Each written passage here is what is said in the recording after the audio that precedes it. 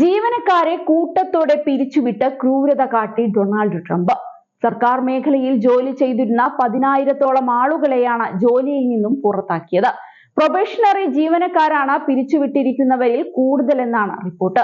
പിരിച്ചുവിടലിന്റെ ആദ്യഘട്ടം മാത്രമാണ് ഇതെന്നും 2 ലക്ഷത്തോളം ആളുകളെയാണ് പുറത്താക്കാൻ ലക്ഷ്യമിടുന്നതെന്നും വാഷിംഗ്ടൺ പോസ്റ്റ് റിപ്പോർട്ട് ചെയ്യുന്നു. പൊതുസ്ഥലങ്ങൾ, ദേശീയ പാർക്കുകൾ, എണ്ണ, വാതക പാട്ട പദ്ധതികൾ എന്നിവ കൈകാര്യം ചെയ്യുന്ന US ആഭ്യന്തര വകുപ്പുകളിൽ നിന്ന് 2300ഓളം ജീവനക്കാരെയാണ് വെള്ളിയാഴ്ച പിരിച്ചുവിട്ടത്. വലിയ വിമർശനമാണ് ട്രംപിനെതിരെ ഉയർന്നത്. യാതൊരു മുന്നറിയിപ്പും ഇല്ലാതെയാണ് പിരിച്ചുവിടൽ എന്നാണ് പരാതി. മൈക്രോസോഫ്റ്റ് ടീമിന്റെ ഗ്രൂപ്പ് കോളുകളിലൂടെയും മുൻകൂട്ടി തയ്യാറാക്കിയ മെസ്സേജുകൾ വഴിയുമാണ് പുറത്താക്കിക്കൊണ്ടുള്ള അറിയിപ്പ് ജീവനക്കാർക്ക് ലഭിച്ചതെന്നാണ് വിവരം. ഓഫീസിൽ സൂക്ഷിച്ചിട്ടുള്ള നിങ്ങളുടെ സാധന സാമഗ്രികൾ എല്ലാം പാക്ക് ചെയ്ത് 30 മിനിറ്റിനുള്ളിൽ ഓഫീസ് വിടണമെന്നായിരുന്നു അറിയിപ്പ്.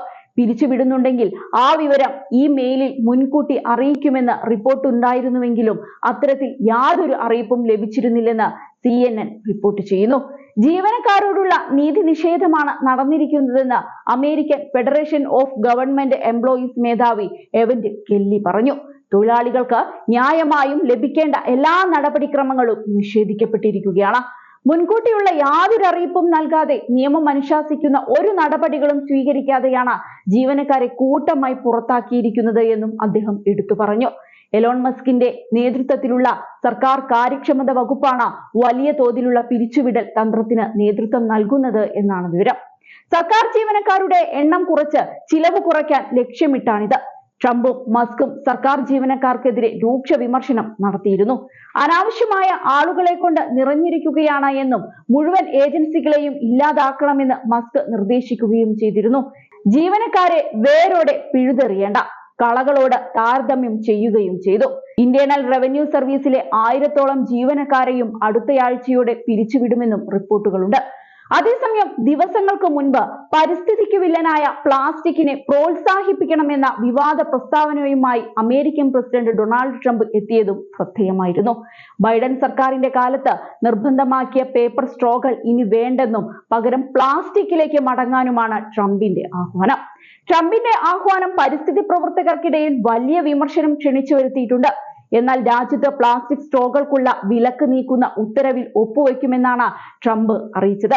പരിസ്ഥിതി സൗഹൃദമായ പേപ്പർ സ്ട്രോകൾ പ്രോത്സാഹിപ്പിക്കുന്ന ബൈഡൻ സർക്കാരിന്റെ നയം മണ്ടത്തരമാണെന്നാണ് ട്രംപ് ആക്ഷേപിച്ചത്.